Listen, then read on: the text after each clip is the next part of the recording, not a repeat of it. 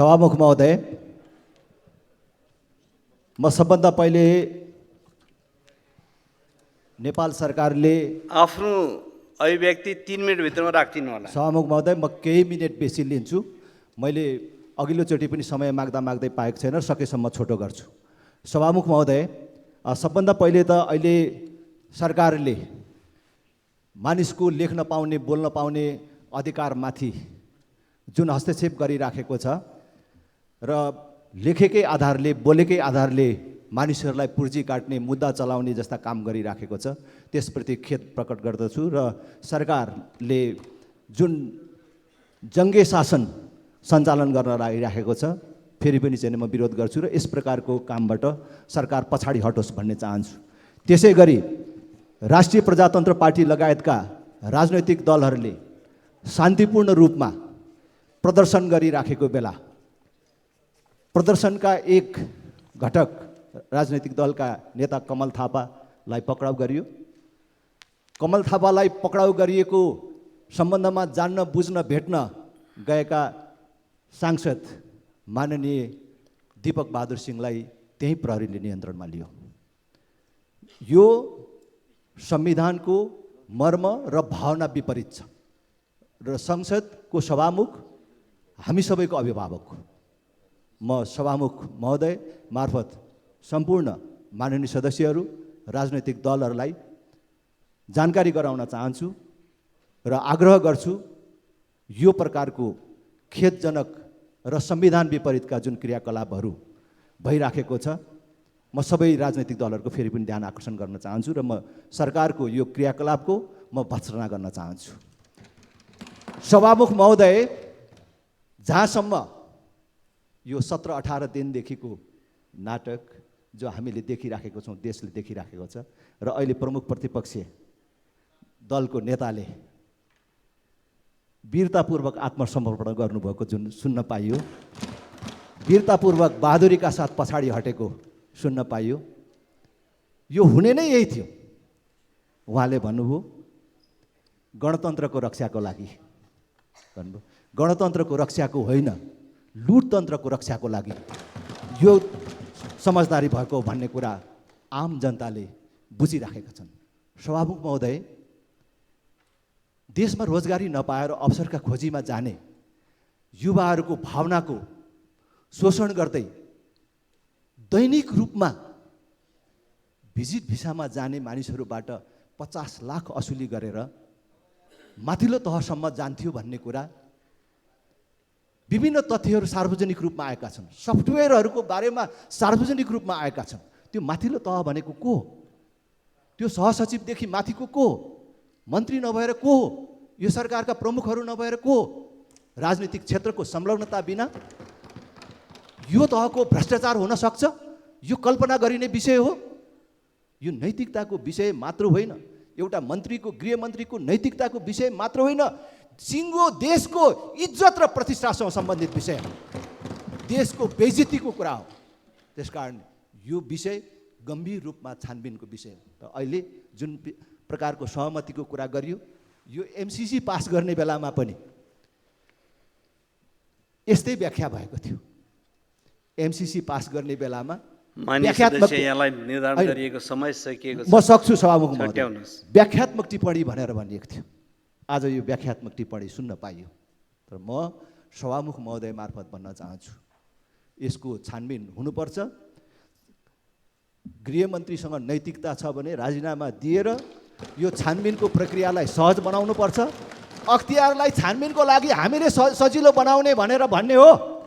हामीले सहमति गर्ने हो भने अख्तियारलाई यहाँबाट निर्देशन जारी गर्नु पर्यो, राजनीतिक क्षेत्रसम्म पनि, माथिल्लो तहसम्म पनि अनुसन्धान गर भने हामी हस्तक्षेप गर्दैनौँ भनेर भन्नु पर्यो। अख्तियारले त छानबिन गरिराखेकै छ, हामीले के सहज बनाउने भन्ने हो।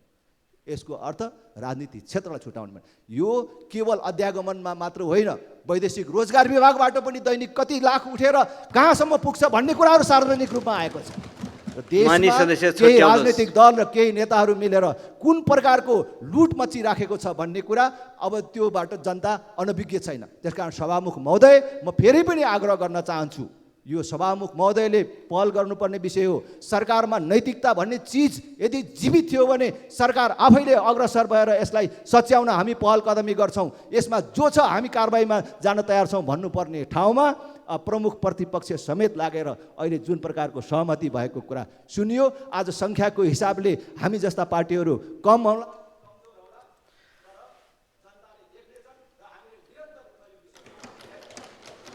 अब माननीय सदस्य मनिष झा 3 मिनटभित्र आफ्नो कुराहरू राख्न म समय दिन्छु। सम्मानीय सभामुख महोदय, यो 18 दिनदेखि 11वटा बैठक अवरोध हामीले जुन गऱ्यौँ त्यसमा विभिन्न राजनीतिक दलहरूले, प्रतिपक्षको दलहरूले जुन हामीसँग सहयात्रा र सहकर्म गर्नुभयो त्यसप्रति आभार छ उहाँहरूप्रति। र यो किन भइराखेको थियो यति दिनसम्म भने भिजिट भिसा प्रकरण र मानव तस्करी सम्बन्धित सङ्गठित अपराध जसमा गृह मन्त्रालय, मन्त्री, कर्मचारी लगायत सबैको यथेष्ट प्रमाणसहित संलग्नता प्रमाणित छ। र यसमा अहिले आएर हामी यसको छानबिन गर्छौँ, अध्ययन गर्छौँ सबै भन्दै हुनुहुन्छ। कार्तिक महिना 2081 कार्तिकदेखि 2082 वैशाखसम्म अख्तियार दुरुपयोग अनुसन्धान आयोगले गृह मन्त्रालयलाई 9 चोटि पत्र काटेको छ। यहाँ बदमासी भइराखेको छ, ध्यान देऊ भनेर। त्यो बेलामा यो इमान्दारी त कहाँ थियो जुन आज खोस्टोमा लेखिँदैछ, जुन कागजमा लेखिँदैछ? त्यो 9 पटक पत्र काट्दै गर्दाखेरि किन ध्यान दिएन? जब अख्तियारले त्यहाँ धावा बोल्ने बेला भयो तब सबै आफ्नो कर्मचारीहरूलाई लुकाउनको लागि रातारात किन तानियो? हैन, यदि उहाँको संलग्नता छैन, उहाँलाई जानकारी थिएन भने त्यस कर्मचारीलाई संरक्षण दिनलाई किन तानियो? र अर्को कुरा, कर्मचारी तानिसकेपछि इर्दगिर्दको जिल्ला वा गृह मन्त्रालयमै राख्न सक्थ्यो तामेलीमा। त्यो कर्मचारीलाई डोल्पा, रोल्पा, सरुवा गरेर अनुसन्धान प्रभावित पार्न खोजिएको त्यो पनि प्रमाणित छ। त्यसैले गर्दा छापामा पर्याप्त समाचार आइराखेको छ। अनलाइन खबर भनौँ, नयाँ पत्रिका भनौँ, उकालो भनौँ, सबै भनौँ, नेपाल प्रेस भनौँ, सबैले लेखिराखेको छ। हरेक दिन यथेष्ट प्रमाणहरू सफ्टवेयर समेत आइसक्यो। र यो सबै चिज हुँदै गर्दा उहाँलाई गत वर्षको यो फारिक गोरखपुरीको शायरी याद छ कि छैन? तू इधर उधर की बात न कर, ये बता कि काफिला क्यों लूटा, मुझे गिला रहजनों से नहीं तेरी रहबरी का सवाल है। यो सबै तपाईको नेतृत्वमा भएको लुट तन्त्र हो र यो हाम्रो मात्र आवाज होइन। यो हिजो भर्खर एउटा पत्रिकामा आयो कि 7 वर्षमा 76,000 इन्डियन्स, 76,000 भारतीय पनि यो नाकाको भएर बाहिर गएको रहेछ। सेटिङ त अन्तर्राष्ट्रिय नै भइसकेको रहेछ। अनि थाहा थिएन 11 महिनासम्म। र थाहा थिएन भने मन्त्रीलाई आफ्नै मन्त्रालयको कुरा थाहा छैन भने मन्त्रालयको नेतृत्व कसरी गरिरहेको, कि आफ्नै मन्त्रालयमा के भइरहेछ थाहा छैन। र अर्को कुरा थाहा छ सम्मान्यज्यू, हाम्रो नेतालाई त्यहाँबाट यहाँ ठाउँसारी गर्ने कुरा पनि रोकियो राजनीतिक प्रभावमा। र उहाँहरूले के भन्नुभयो थाहा छ? हम पे इल्जाम ये है कि चोर को क्यों चोर कहा, तूने क्यों सही बात कही, काहे न कुछ और कहा। के हामी जनप्रतिनिधि भएर भइराखेको मानव तस्करीको बारेमा पनि बोल्न नपाउने? र अहिले उहाँहरू भन्नुहुन्छ कि अध्ययन समिति, यो समिति, फलानो समिति। यो त 2000 यो हाम्रो माननीय नेता माओवादीको नारायण काजी श्रेष्ठ गृह मन्त्रालयमा हुँदै गर्दा पूर्व मुख्य सचिव लीलामणि पौडेलको नेतृत्वमा छानबिन भएर अनुसन्धान भएर विभिन्न समस्या समाधान गर्ने प्रतिवेदन छ त त्यहाँ। फेरि किन तपाईँलाई बहानाबाजी चाहियो? यो त्यसैले नियतमा शङ्का छ। र सम्मान्यज्यू, यसमा हामीलाई सन्तोषजनक जवाफ संसदीय उच्च स्तरीय छानबिन समिति र यसको सबै ठगिएको लुटिएको नेपालीले न्याय नपाएसम्म हाम्रो आन्दोलन जारी छ।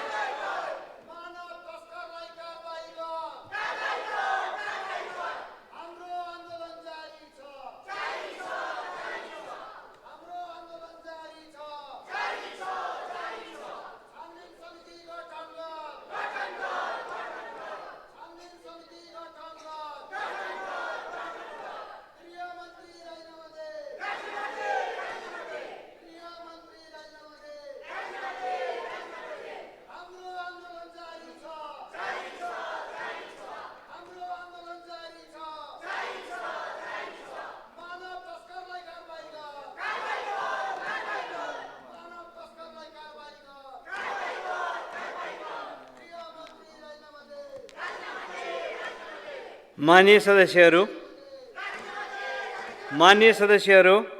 आज शून्य समयको कार्यक्रम नहुने बेहोरा म जानकारी गराउँछु। माननीय सदस्यहरू, माननीय गृहमन्त्री रमेश लेखकले सभाको आकस्मिक समयमा उठेका विषयहरूका सम्बन्धमा बोल्नको लागि समय माग गर्नुभएको छ। म उहाँलाई समय दिन्छु।